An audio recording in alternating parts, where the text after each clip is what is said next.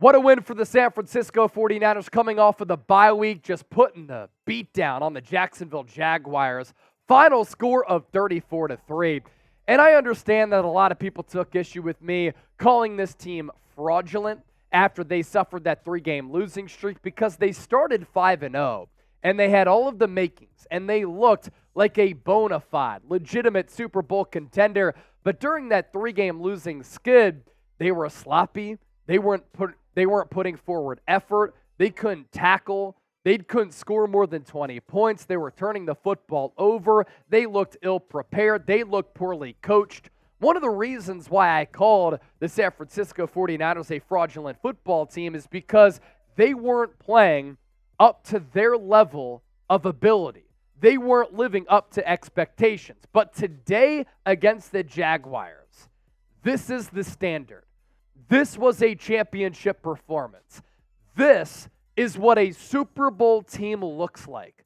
The Jaguars, ladies and gentlemen, are a very good club. They went into this game with a 6-2 record, and they were very good statistically on the offensive side of the football and the defensive side of the football. But San Francisco this afternoon sent a statement to the rest of the NFL that this is the type of team that they have the potential to be. 34-3 over this squad, and the way that they did it, we're breaking it all down here on the San Francisco 49ers Report. I'm Chase Sr., and no matter where you are, how you're tuned in, we appreciate you for watching the show. Make sure you subscribe to the channel. On Thursday, we surpassed 100,000 subscribers. If you want daily content on this football team, just lock us in and hit that sub button. You look at how this Niners team stacked up against the Jags. Opening drive of the game, they force a 3-and-out, and the pass rush gets home immediately. And then offensively, they march right down the field. And Brock Purdy is able to link up with Brandon Aiyuk on that touchdown. They put up 437 yards of total offense. They average 7.3 yards per play. Brock Purdy was really good and efficient in this football game. San Francisco was able to run it successfully. 30 carries for 144 yards on the day. No turnovers. Their time of possession, 33 minutes. And then you shift to what the Jags were able to do, but basically what they weren't able to do. This Niners defense finally came to play. And I'm not going to say it was all because Steve Wilks moved to the sideline, but I do believe that made a little bit of a difference. To see him get fired up on the sideline at one moment, talking to Fred Warner, that got me fired up. And San Francisco had that opportunity during the bye week with those 3 consecutive defeats to look themselves in the mirror, to really evaluate what they had to change. And during the bye week, they took all of that chatter very, very personal. And a reason why we talk about this team and we dissect them the way that we do is because we understand that with this payroll, with this roster, with this coaching staff, they have a golden opportunity to win and compete for a Super Bowl this year.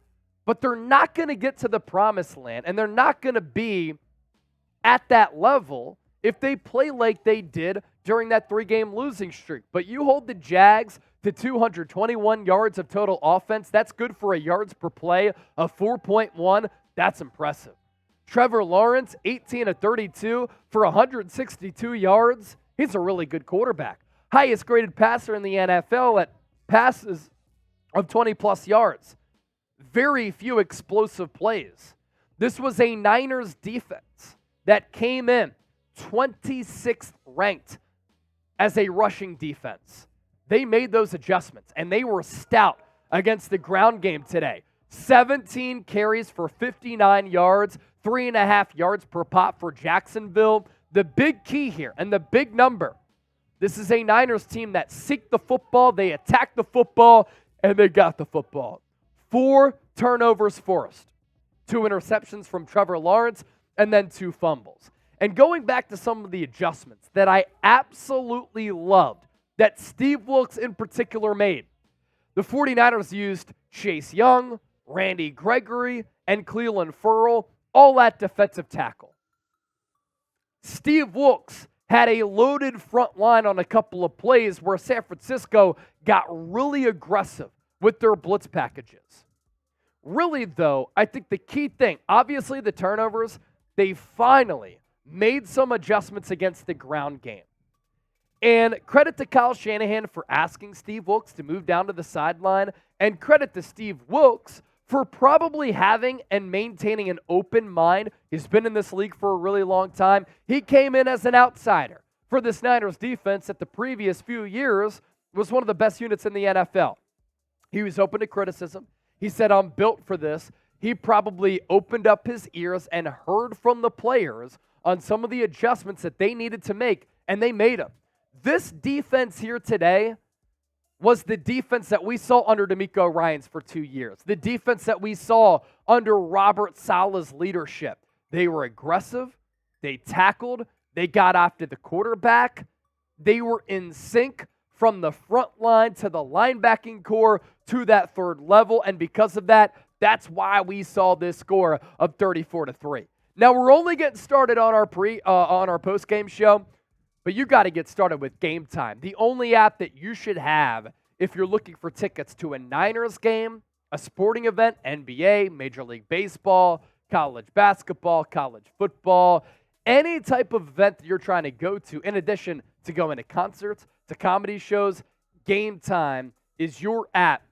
And what's cool about the Game Time app is that you can get the best seats at the lowest price guaranteed. The prices drop as the event gets closer, and you're guaranteed to get the lowest price if you use the Game Time app. And you get $20 off if you use the code NinersChat.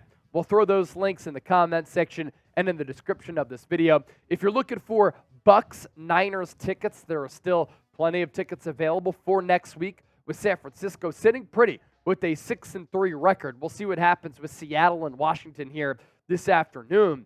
For instance, though, $136 to sit section 415, row 19, and that vantage point, that's awesome. You can also take a look at all of the tickets available with the map view. If you're picky like me and you want to pick which yard line you sit at, code NinersChat for $20 off. Get signed up today. It is a free app to download, and then you save $20 off by using that code NinersChat. More takeaways here to touch on. Brock Purdy, pretty efficient game, 19-26, 296 yards, average yards per completion, 11.4. He threw 3 touchdowns to no interceptions. The touchdown throw to Brandon Aiyuk on the first drive offensively for San Francisco, a great play. Looked as though he was going to run to his left, bought time, and then lofted that ball to Aiyuk.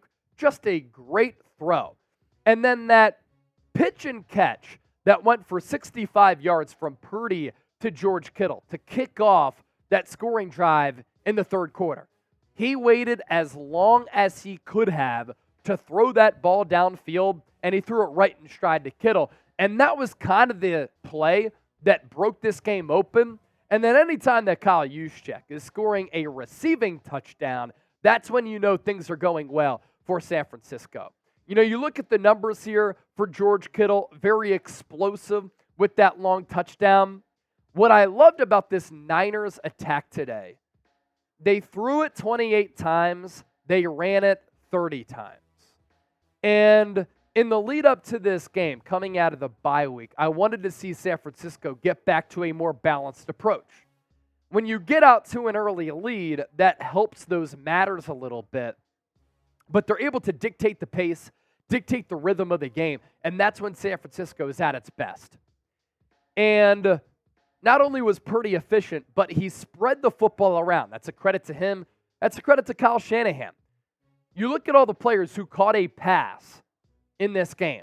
George Kittle, 3 for $116. Brandon Aiyuk, 3 for 55. Christian McCaffrey, 6 catches for 47. Deebo Samuel, 4 for 30. Kyle Juszczyk, 2 for 26. Ronnie Bell had a 20-yard catch. And then Jawan Jennings had a very critical third down pickup when this game was close. That's an average yards per catch of 15.1. So the explosiveness returned for this Niners offense. And then in running the football, McCaffrey was once again excellent. 16 carries for 95 yards, his touchdown streak, despite Kyle Shanahan trying to run up the score late and get him that touchdown, did come to an end. But you used him on those 16 toes for 95. And then we saw Deebo Samuel with that 23-yard run. That's the type of Deebo that changes this entire offense. And he came back to this game coming off that shoulder injury. Trent Williams played in this game. I thought that he had very little problems at left tackle. And on that run for Deebo, it was Trent Williams who got downfield to open up those blocks. So when you have playmakers like Deebo, impact players like Trent Williams, it can, of course, change the look of your offensive attack. And then you shift to the defensive side of the ball. We talked about that a little bit earlier. I thought that unit needed to shore up a little bit. The pass rush finally showed up. And the pass rush caused a lot of problems for Trevor Lawrence, who looked flustered, who rarely had time to throw, who was under siege throughout the day. And it started with the first drive of the game when Arik Armstead and Ferrell were able to get home on that sack. 2 picks for Trevor Lawrence. A sack and a half for Javon Hargrave. It was great to see your $84 million investment show up. A sack and a half for Nick Bosa, highest paid non-quarterback in the history of the NFL today. He looked like the defensive player of the year who won that award last year. He had two quarterback hits, a pass breakup, a tackle for loss, a forced fumble, and a fumble recovery with that sack and a half. Arik Armstead had that half sack. Clelin Ferrell had a sack. And then Chase Young and Nick Bosa on that play where Bosa ripped the football away from Trevor Lawrence. They were able to combine for the Buckeye boys sack there. And that Niners defensive line just looked different with Chase Young at that edge spot. But again, this is what I liked from Steve Wilks, is that he used Chase Young, Clelin Ferrell, Randy Gregory at defensive tackle. And that's just a speed matchup that you like against slower interior offensive linemen that you were able to win there. So those are the types of adjustments that we wanted to see from San Francisco, and they were able to make in this football game. Please make sure you subscribe to the channel. We will be back tomorrow live here on the San Francisco 49ers Report with all of the latest Niners news and analysis. If any injuries come out of this game, we'll discuss them then as well. It's youtube.com/49ers TV, or make sure you just even easier for yourself. Just hit that sub button down below. A 34-3 win over Jacksonville. You get the 6-3 here. You take on the Bucs next week. That should very easily be 7-3, and you're back on the saddle. You're back making noise in the NFC, and with this win over a quality opponent, you beat the brakes off the Jags.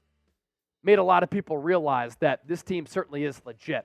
Super chats to get to here. Lord J. Coyle saying, Robert, appreciate that $2 donation. And then, do we have any other comment? Just Lord J. Coyle there. Now we're back. Doing the most with the $10 super chat. Thank you, Chase and Chip. Bang, bang. Thanks to everybody for supporting the show. We appreciate that. Getting past 100,000 subscribers would not happen without all of your support. So awesome to see the viewer feedback from today and everybody who tuned into the show. About 80,000 views on our watch party. Again, don't forget to hit that sub button so that you can stay in the know with all things Niners.